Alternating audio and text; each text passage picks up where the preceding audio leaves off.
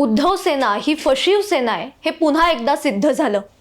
पक्षाचं मूळ नाव न्यायालयीन लढाईत गमावल्यानंतर आमची शिवसेनाच खरी आहे असं सांगत मतदारांची दिशाभूल करणारे आता स्वतःच्याच कारनाम्यांनी उघडे पडतायत।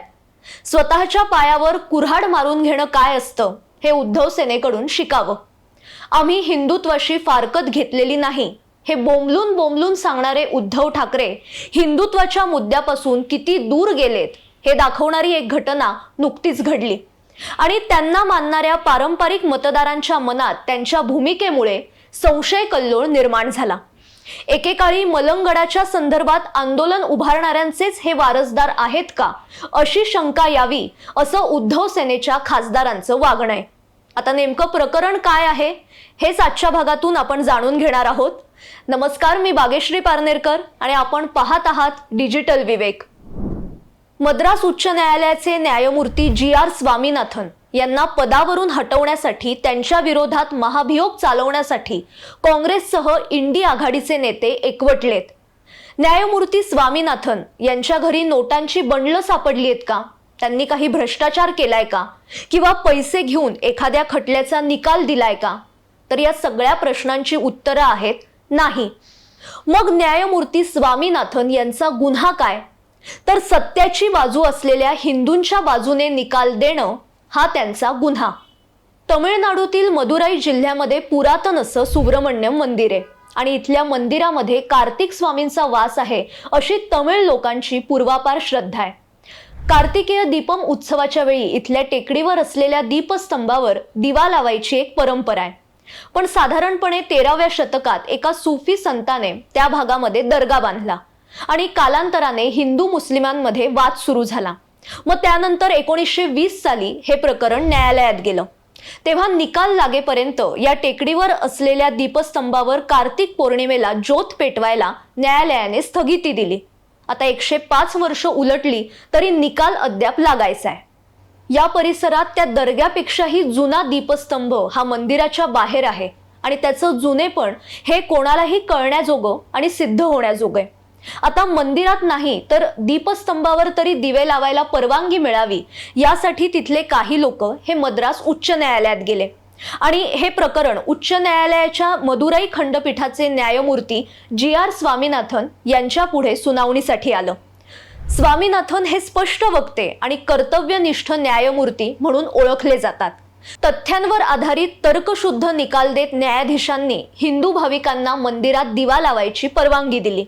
आता याबद्दल आक्षेप असणाऱ्या तमिळनाडूतल्या सत्ताधारी द्रमुक पक्षाला या विरोधात सर्वोच्च न्यायालयात दाद मागण्याचा मार्ग मोकळा असताना सुद्धा त्यांनी उच्च न्यायालयाच्या न्यायाधीशांवर महाभियोग चालवण्यासाठी परवानगी मागण्याचा अर्ज लोकसभा अध्यक्षांकडे केला।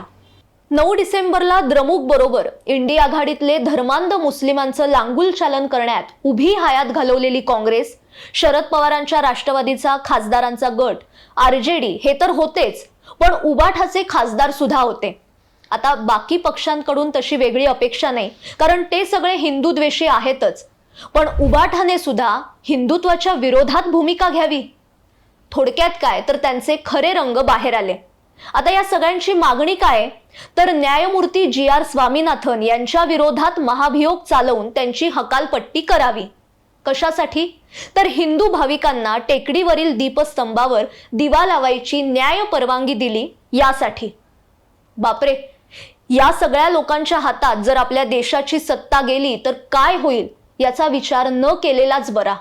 द्रमुक सारखा हिंदुद्वेषी पक्ष सत्तेत असताना न्यायमूर्ती स्वामीनाथन यांनी मुसलमानांच्या बाजूने निकाल न देता हिंदूंच्या बाजूने निकाल दिला हे मुळात द्रमुकला खुपतंय। आता तमिळनाडूमध्ये पुढच्या वर्षी निवडणूक आहे, त्यामुळे मुस्लिम तुष्टीकरणासाठी हे सगळं चालू आहे आणि द्रमुकच्या खांद्याला खांदा लावून काँग्रेस सुद्धा यात उतरली आहे।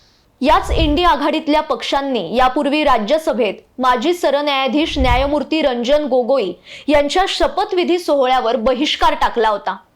कारण काय होतं तर न्यायमूर्ती रंजन गोगोई यांनी श्रीराम जन्मभूमी खटल्याचा दिलेला निकाल आणि आता जी.आर. स्वामीनाथन यांच्या बाबतीत सुद्धा तोच प्रयोग चालू आहे। तमिळनाडूतला विषय आणि महाराष्ट्रातल्या मलंगडाचा विषय यात साधर्म्य असतानाही तिथल्या हिंदूंच्या बाजूने निर्णय देणाऱ्या न्यायाधीशांची महाभियोग चालवून हकालपट्टी करण्याच्या कारस्थानात ही उद्धव सेना सामील होते।